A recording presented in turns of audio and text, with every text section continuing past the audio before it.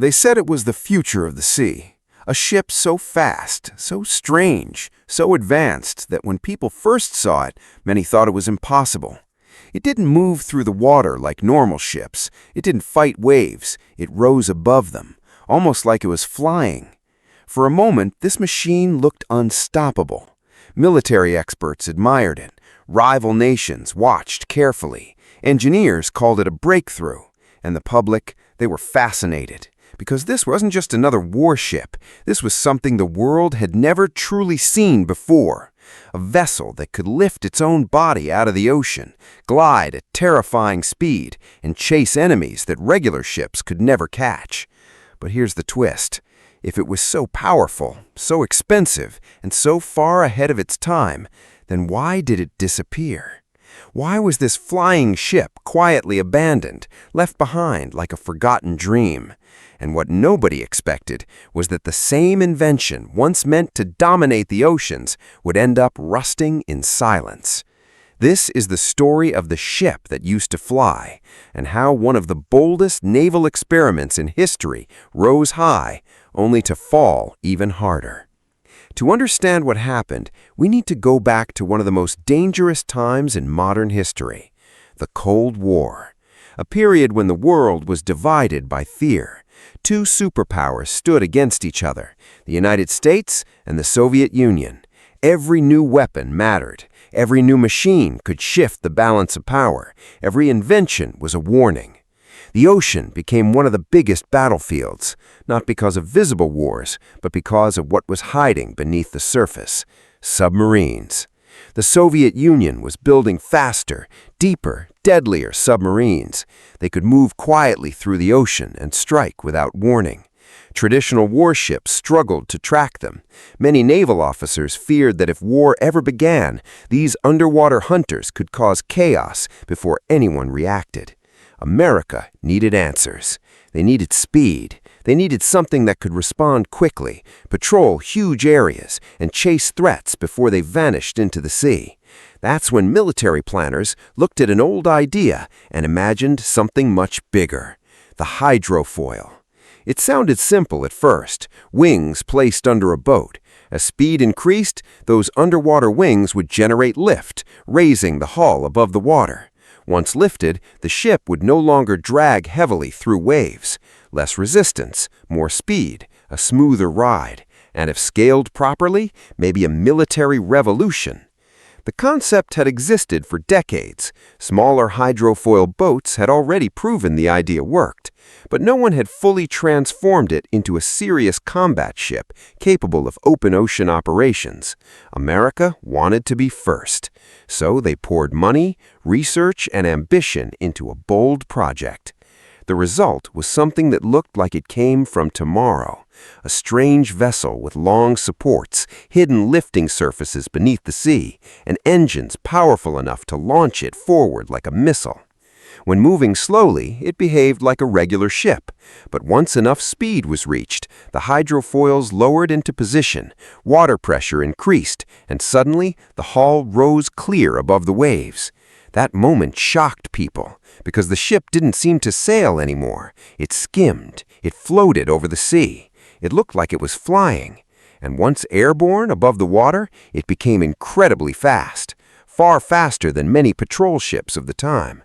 Fast enough to chase submarines, fast enough to outrun threats, fast enough to make enemies nervous. This was no gimmick. It was real. And for a while, it looked like the future had arrived early. The most famous of these experiments was a giant military hydrofoil, often remembered for its dramatic performance. It was larger, stronger, and more advanced than earlier designs. Engineers pushed limits with lightweight materials, aircraft-style power systems, and automatic controls that adjusted the foils in rough seas.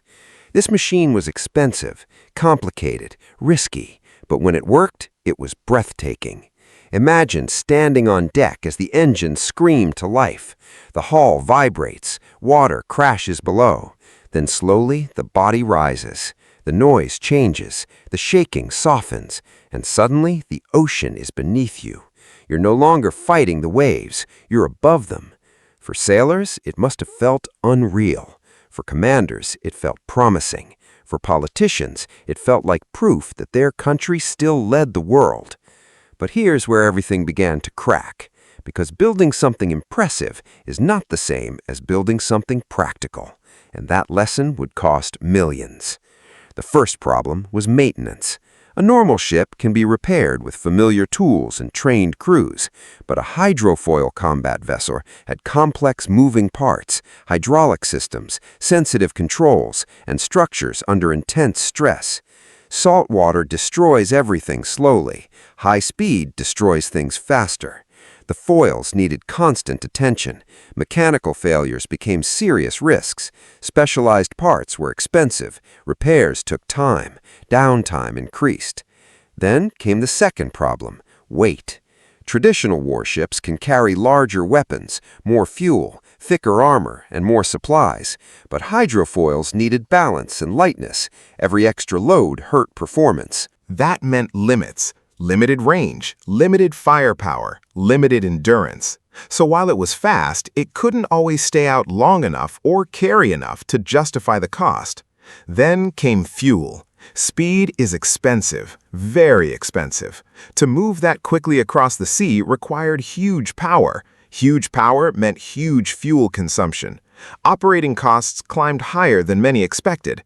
In peacetime budgets, speed suddenly looked less impressive. And then came the biggest blow of all. Technology changed. While the hydrofoil program was still developing, helicopters improved, sonar systems improved, aircraft surveillance improved, missile systems improved. Now navies could track submarines from the air, respond faster, and attack from longer distances. The flying ship had been designed to solve one urgent problem, but by the time it was ready, the problem already had newer solutions. That is how many revolutionary machines die, not in failure, but in delay. Years of development passed, costs rose, critics grew louder, supporters lost momentum. What once looked visionary now looked outdated. Still, the Navy tried to make use of the concept. Smaller hydrofoil patrol craft entered service. They were used for coastal missions, interception, and rapid response. In some roles, they performed well. Their speed made them useful in narrow waters and quick operations. But even then, the same weaknesses remained.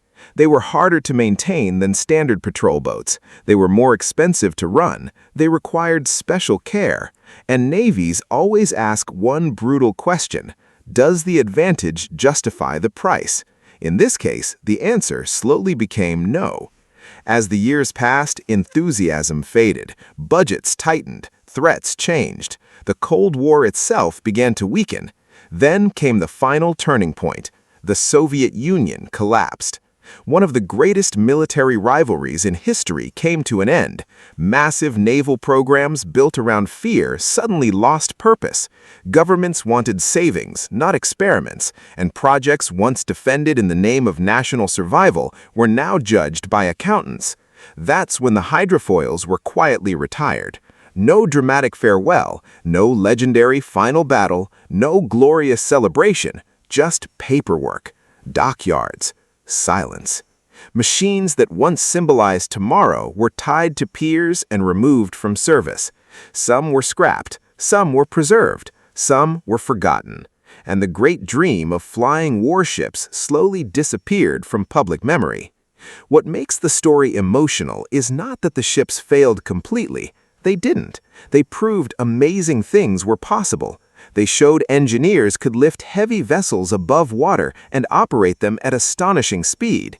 They inspired future designs in ferries, patrol craft, and marine technology. Their DNA still exists in modern fast craft and experimental vessels. But they were born into a world changing too fast.